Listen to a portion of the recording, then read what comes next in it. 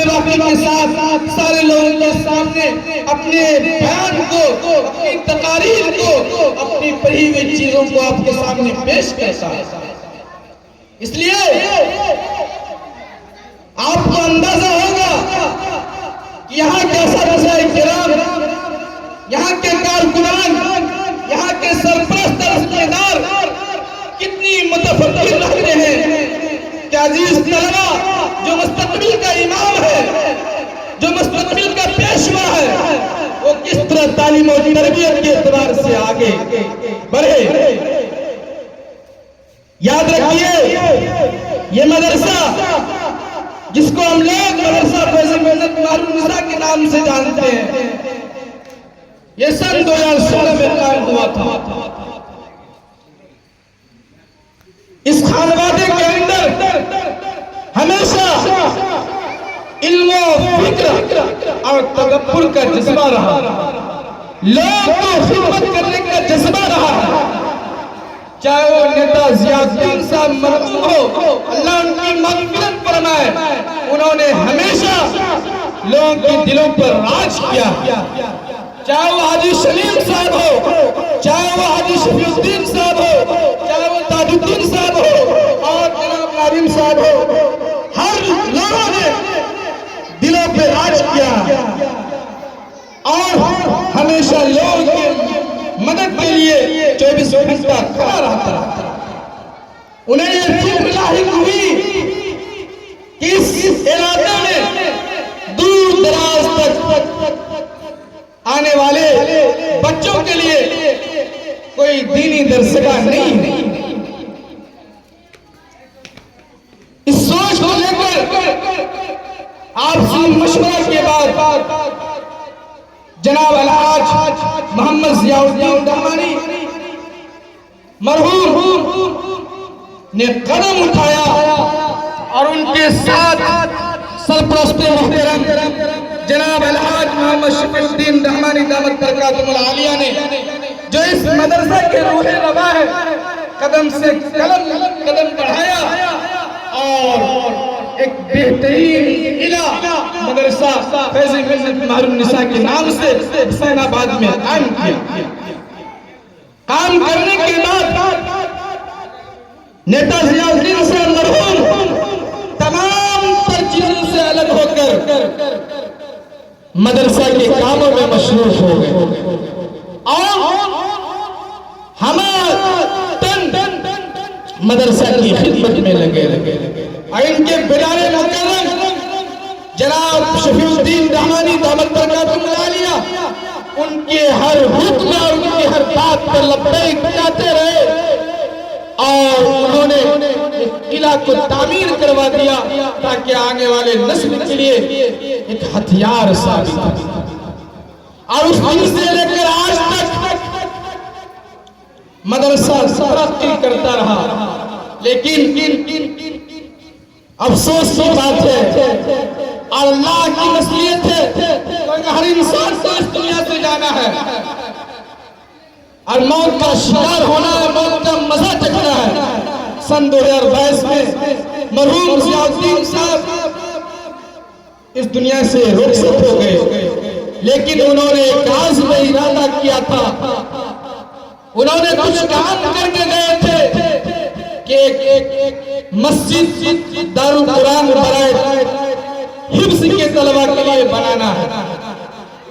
और उनका जो खाने पीने का बंदोबस्त किया था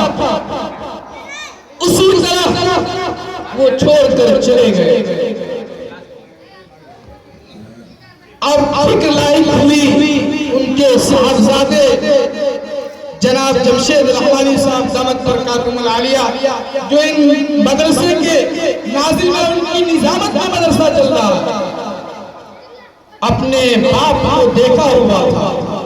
आपके बाप अपने बाप के साथ काम किया हुआ था। उन्होंने उसी नक्शे कदम पर चलते हुए लोगों की खिदमत करना शुरू किया और मदरसे की निज़ामत को बेहतरीन अंदाज में संभाला और ये साबित कर दिया कि हम उसी खानवादे के बेटे हैं। और उन्होंने अपनी मेहनत, अपनी कोशिश के साथ और उनके चाचा जनाब अलहाज मोहम्मद शफीउद्दीन रहमानी के मदद से, उनके हुक्म से अल्हम्दुलिल्लाह बराए दारुल कुरान आज हम लोग के सामने तैयार ये मदरसा हर एतबार से तरक्की किया है, चाहे वो तालीमी एतबार से हो या तामीली एतबार से हो या तलबा के एतबार से हो या असातिज़ा किराम के एतबार से हो। अल्लाह के करम से यहाँ के जितने भी असातिज़ा किराम हैं वो तमाम के तमाम अपने उलूम व फनून में माहिर है, चाहे वो अंग्रेजी का हो, चाहे वो हिंदी का हो, चाहे वो उर्दू अदीब के हो या अरबी के हो, वो अपने फन में माहिर है। अल्लाह के करम से अपने बच्चों के लिए हमातन कोशिश में लगे हुए रहते हैं। और जनाब मास्टर अफाजुद्दीन साहब अल्लाह ने इनको भी बेपनाह सलाहियतों से नवाजा, हमेशा कोशिश में लगे हुए रहते हैं कि मदरसा किस तरह से। इसलिए गाँव वाले से गुजारिश है, ये मौका अल्लाह ने आपको दिया है रहमत की शक्ल में। मालूम है मुझे खबर दी आपके कानों तक आवाज पहुंच रही है, लेकिन आप दीदार नहीं कर रहे, क्योंकि आलिम दीन से मुलाकात करना भी सवाब है, जियारत करना भी सवाब है। खुदारा छोटे बच्चों के वास्ते, हम लोगों के वास्ते मदरसा के लिए आप पहुंचिए, क्योंकि हर इंसान के दिल में बुग़्ज़ हो सकता है इंसान से, लेकिन अल्लाह उसके रसूल से किसी को बुग़्ज़ नहीं हो सकता है,